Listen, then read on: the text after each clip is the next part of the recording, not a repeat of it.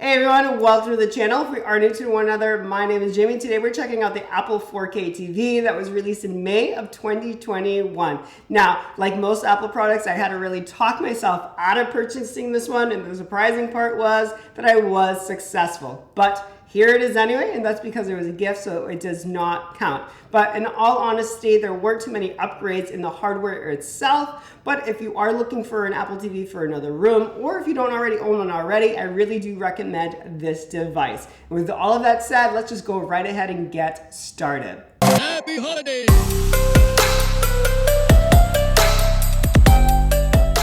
But what did get a makeover was the Siri Remote. And when it came out, Tech Twitter was all a-raving about this new remote. And I can't wait to use it for myself over just using my phone as a remote for my Apple TV. Now, if you are just looking to upgrade the remote itself, those are available and they're sold separately and they will work with your existing Apple TV hardware. So what is new with the Apple TV 4K is that it does support high frame rate HDR content. So basically any footage that you shoot on your iPhone 12s and beyond can be viewed on your Apple TV in all of its HDR glory.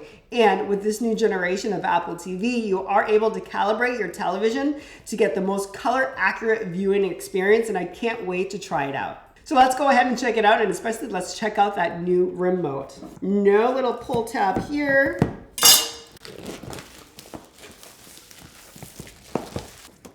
The box is shimmy.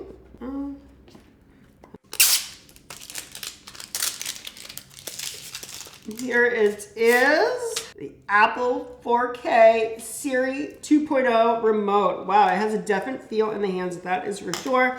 Also in the box, you'll get your wall adapter, but you don't get an HDMI cord. That is sold separately, FYI, especially if it's your first one.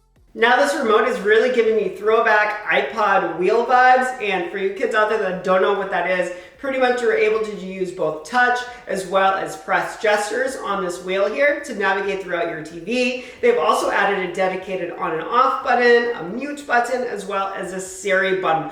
All of those things have been long overdue. What I really wish they did add to this generation of the Siri Remote is Find My, considering that it was launched in the spring right alongside AirTag, so that you'll be able to maneuver and find this lost remote from wherever you are in your home. Now, like most things in the world of Apple, the setup should be quite easy. So we're just gonna go ahead and swap this one out for the one that's right behind me. So I do keep my Apple TV mounted behind the television, and this one is replacing the prior generation Apple TV, and I'm just moving that one into another room.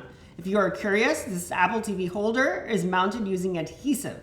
So if you're interested in one, I'll leave it linked below. But honestly, cord management will be the hardest part of the setup for you. For the actual setup of the hardware itself, all you need to do is bring your iPhone close to your Apple TV, and your settings will carry over if they already exist. If this is your first Apple TV, then it's quite simple. But there will just be some additional HomeKit prompts like room selection and speakers.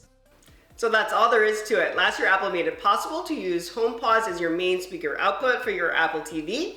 So if you already have some laying around your home, you can go ahead and use those. Or if not, you could pick some up and really create an immersive listening experience. Because if there's one thing that I've learned from doing YouTube for over a year, is that audio really matters. Now, this right here behind me is actually the Sonos Beam soundbar that I have been very happy with.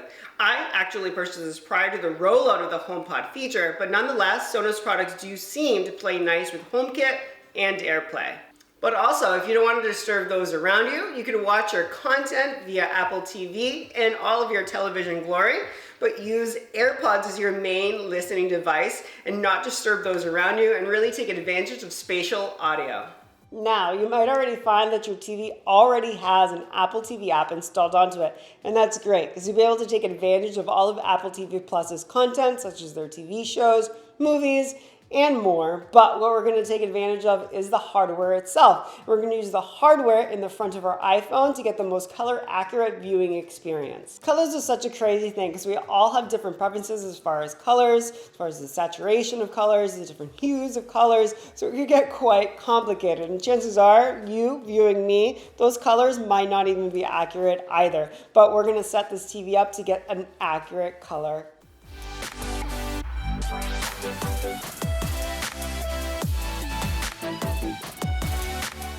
So if you could see, the colors were pretty accurate. I'll say the color balance didn't make the colors in the sand as well as the water just a little bit warmer, but I think the Samsung TV did actually a pretty good job all on its own.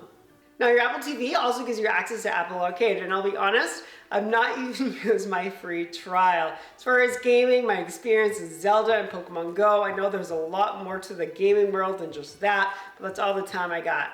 But if you are a gamer, you are able to connect your PlayStation controller or your Xbox controller via Bluetooth and your Apple TV. Let me know down in the comments if I am missing something. Is there a game I should be playing other than Zelda or Pokemon? Let me know.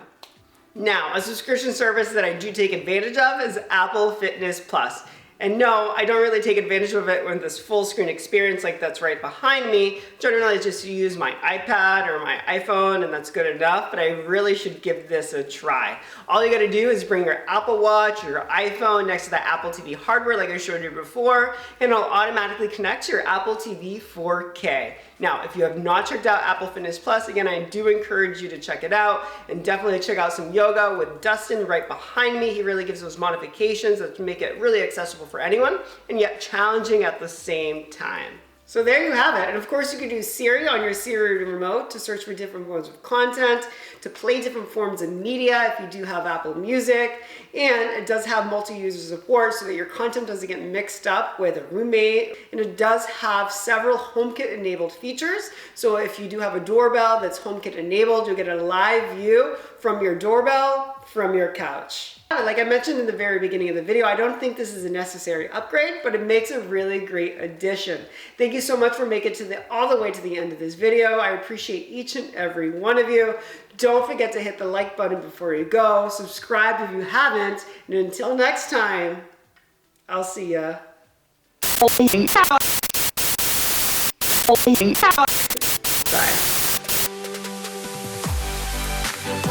Bye.